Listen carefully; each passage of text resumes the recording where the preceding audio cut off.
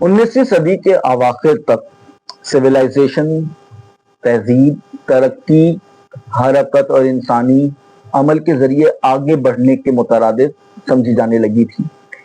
فرد اور قوم دونوں کے لیے عظمت کا معیار مسلسل پیش رفت اور طاقت کا حصول بن گیا تھا۔ ٹرائمف آف دی ول، ارادے کی فتح، مردانگی کے زوال کا خوف، ثقافتی پسماندگی کا احساس اور انحطاط کے خدشات، ان سب کا جواب ایسی نظریاتی تحریکوں کے صورت میں دیا گیا جو طاقت کے حصول کو اپنا مقصد بنائے ہوئے تھی۔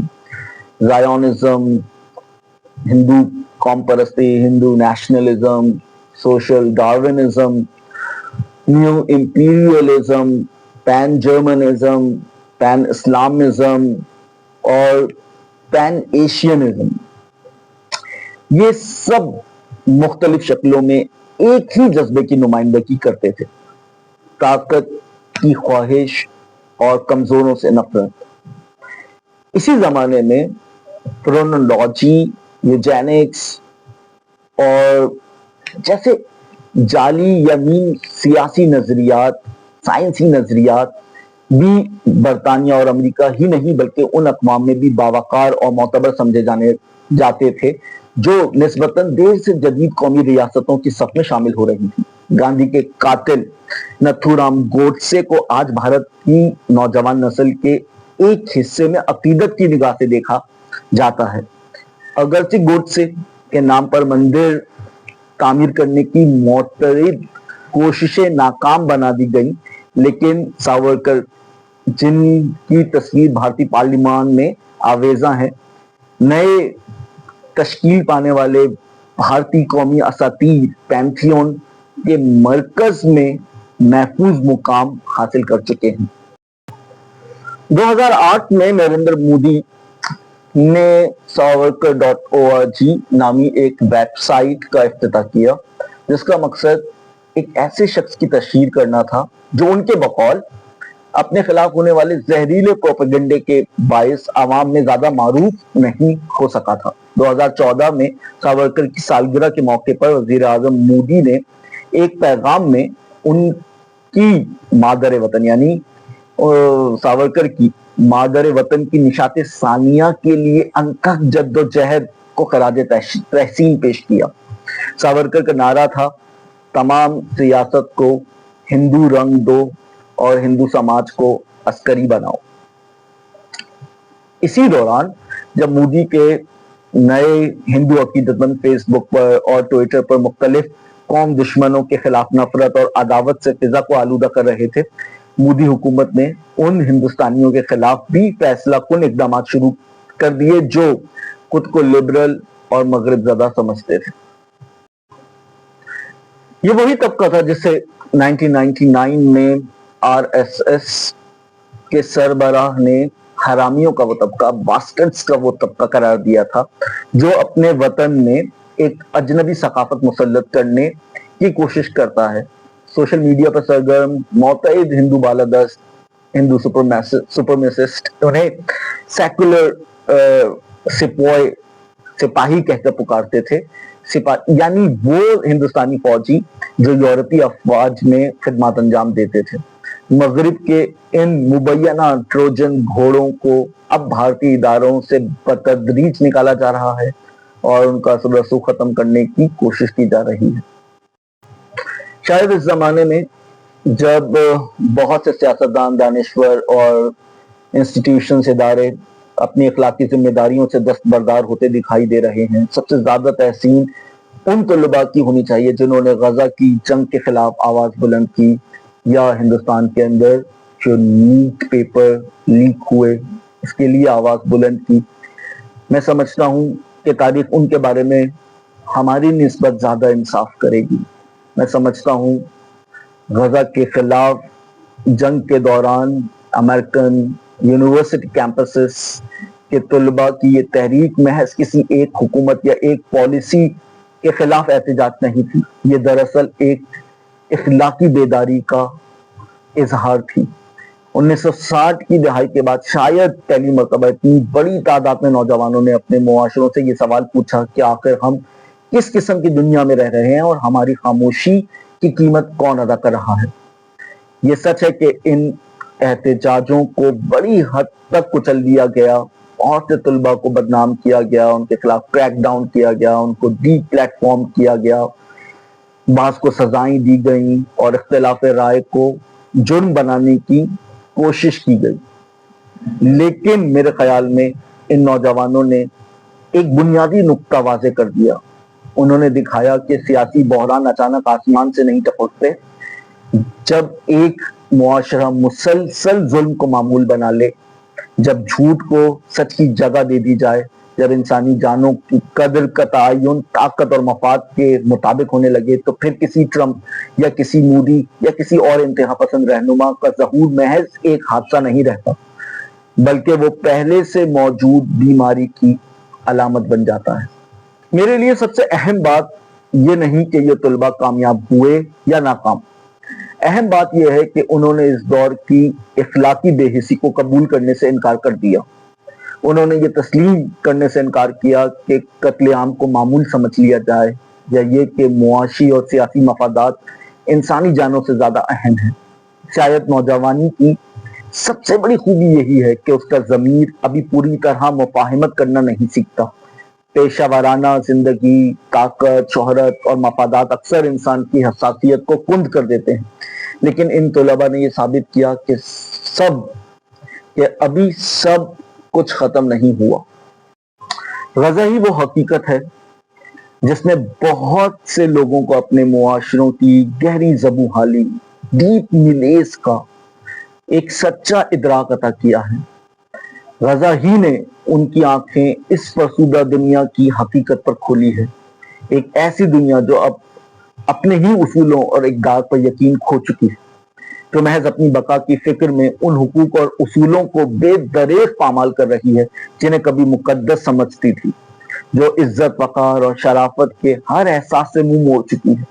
اور جو تشدد، جھوٹ، سفاکی اور غلامانہ اطاعت کو انعام دیتی ہے۔ اسی کے ساتھ تباہ و برباد غزہ انسان کو ایک ایسی ورٹیگو، ایک ایسی چکراہٹ، ایک فیلنگ آف کیوس، انتشار اور داخلی خلا سے دوچار کرتا ہے کہ جیسے زمین اس کے قدموں تلے سے کھسک گئی ہو۔ بے شمار بے بس انسانوں کے لیے غزہ 21ویں صدی میں سیاسی اور اخلاقی شعور کی بنیادی شرط بن چکا ہے، بالکل اسی طرح جیسے مغرب کی سابقہ نسلوں کے لیے پہلی عالمی جنگ ایک فیصلہ کن اخلاقی اور سیاسی تجربہ ثابت ہوئی تھی۔ غزہ میں ہونے والے جرائم اور اپنے ہی معاشروں میں ان جرائم کی معاونت، ملی بھگت اور دانستہ چشم پوشی نے سب سے گہرا اثر ان نوجوانوں پر ڈالا جو عمر کے اس نازک مرحلے میں ہیں جہاں بچپن ختم ہو رہا ہوتا ہے اور بالغ زندگی کا آغاز ہوتا ہے۔ انہیں نہایت سفاکانہ اور تیز رفتار انداز میں تاریخ کی بربریتوں کا سبق ملا، اور یہ بھی دیکھنے کو ملا کہ اقتدار کے ایوانوں میں بیٹھے بالغ افراد کس انداز میں مظالم کو عذر فراہم کرتے ہیں اور ان کا جواز تراشتے ہیں۔ یہ ایسا تجربہ تھا جس سے ان کی نسل اس سے پہلے کبھی اجتماعی طور پر نہیں گزری تھی، جب سیاستدان، سرکاری اہلکار، کاروباری شخصیات اور صحافی جھوٹ بول رہے تھے، حقائق کو دھندلا رہے تھے یا لا علمی کا بہانہ بنا رہے تھے، تو نوجوان طلباء ایک ایسا پریشان کن مظہر کا براہ راست سامنا کر رہے تھے جسے نسل کشی کے مورخین عموماً برسوں بعد ماضی کی روشنی میں سمجھنے کی کوشش کرتے ہیں، اور جس کے بارے میں آج بھی ان کی جدوجہد جاری ہے۔ یہ مسئلہ ہے تماشائی بنے رہنے، بائی اسٹینڈنگ کا۔ جیسا کہ میری فلبروک اپنی کتاب بائی اسٹینڈرڈ سوسائٹی میں بیان کرتی ہیں، تماشائی بنے رہنے کا مطلب یہ ہے کہ انسان خاموشی سے کھڑا رہے، مظلوموں کی مدد کے لیے آگے نہ بڑھے، ظلم کی مذمت نہ کرے، عملاً اس کی تائید کرے، اور بعض اوقات عوامی سطح پر ہونے والے تشدد کی حمایت کا تاثر دے کر خود ظالم کے موقف کو بھی تقویت پہنچائے۔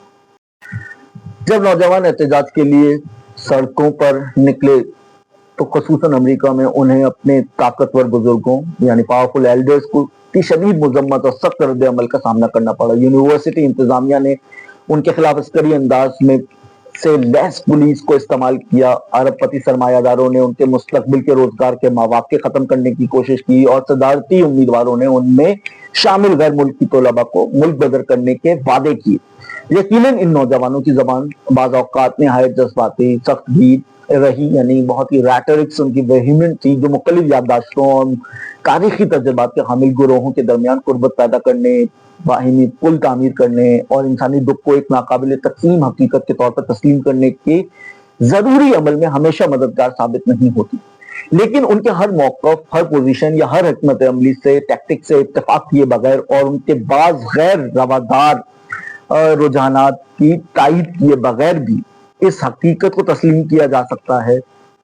کہ انہوں نے روایتی اقتدار کے ڈھانچوں یعنی کنونشنل فارمز آف پاور کو جس گہرائی سے مسترد کیا ہے وہ غیر معمولی ہے۔ اسی طرح یہ بھی واضح ہے کہ تشدد اور ناانصافی کا شریک کار پارٹنر بنے بغیر ان کا انکار ایک نہایت نادر اور قابل قدر اخلاقی موقف ہے۔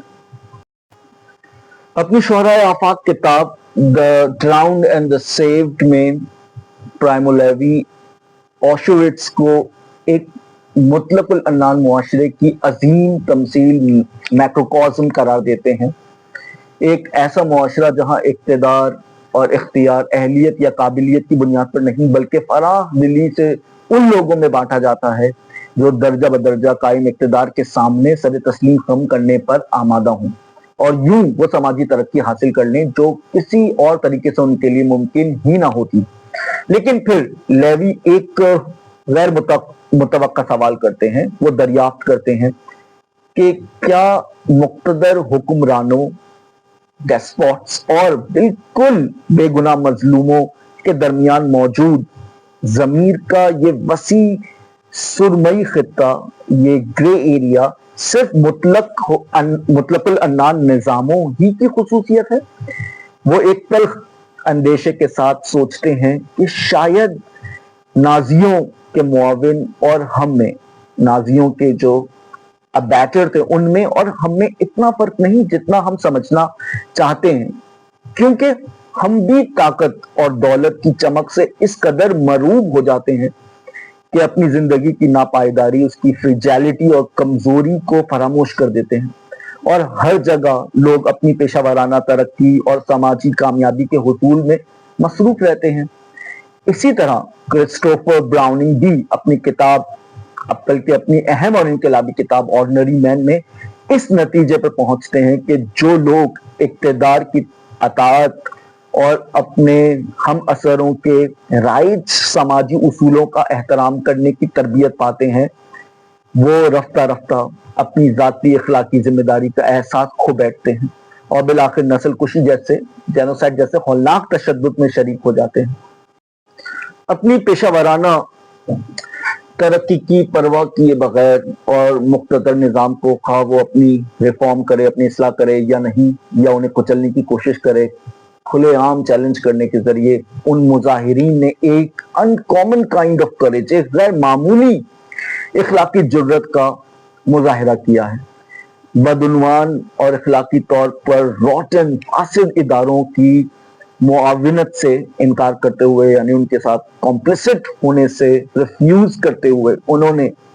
انسانوں کی اس بنیادی صلاحیت پر ضروری ایمان کا اظہار کیا ہے کہ وہ جابرانہ اقتدار کے خلاف مزاحمت کر سکتے ہیں اور ہر حال میں پاورلیس اور مظلوم اوپریسڈ انسانوں کے دکھ کو پہچان کر ان کے ساتھ ہمدردی محسوس کر سکتے ہیں۔ انہوں نے آزادی، انسانی وقار اور مساوات کی خاطر خطرہ مول لینے کی ہمت کی ہے، اور اس سروائیولسٹ اور بائی اسٹینڈرڈ یعنی تماشائی ذہنیت، جو بائی اسٹینڈرڈ مائنڈ سیٹ ہے، اس کو چیلنج کیا ہے جو آج کی سیاسی اور پیشہ ورانہ زندگی پر غالب ہے۔ اپنی زندگی کے ذریعے، اپنے اس احتجاج کے ذریعے انہوں نے ایک فارمیڈیبل مورل چیلنج پوز کیا ہے ہمارے سامنے اور ہمارے عہد کے لیے۔ ایسا محسوس ہوتا ہے کہ اب صرف وہی لوگ جن کے اخلاقی شعور کو غزہ کے عالمیہ نے جھنجھوڑا اور اسے بیدار کیا، فرد کے ضمیر کی قوت اور وقار کو دوبارہ زندہ کرنے کے قابل ہیں، کیونکہ وہ اپنے بااثر اور صاحب منصب بزرگوں کی نسبت کہیں زیادہ وضاحت کے ساتھ دیکھ سکتے ہیں کہ بزدلی، ہجوم کی اندھی پیروی اور دانستہ حماقت انسان کو کس انجام تک پہنچاتی ہے۔ وہ یہ بھی جانتے ہیں کہ طاقت اور دولت کی چکا چوند نیز پیشہ ورانہ ترقی اور سماجی مرتبے کی خواہش میں ہم میں سے کتنے ہی لوگ اپنی زندگی کی ناپائیداری اور انسانی کمزوری کو فراموش کر بیٹھے ہیں۔ یہ نوجوان لڑکے اور لڑکیاں اس حقیقت سے آگاہ ہیں کہ اگر ہولوکاسٹ سے کوئی ایسا سبق اخذ کیا جا سکتا ہے جو ایک مختصر مگر جامع نعرے میں سمٹ آئے تو وہ یہی ہے کہ never again for any one, کبھی بھی دوبارہ کسی کے ساتھ بھی نہیں۔ یہی وہ نعرہ ہے جسے جوئش وائس آف پیس کے بہادر نوجوان کارکن اپنا اخلاقی شعار بنائے ہوئے ہیں۔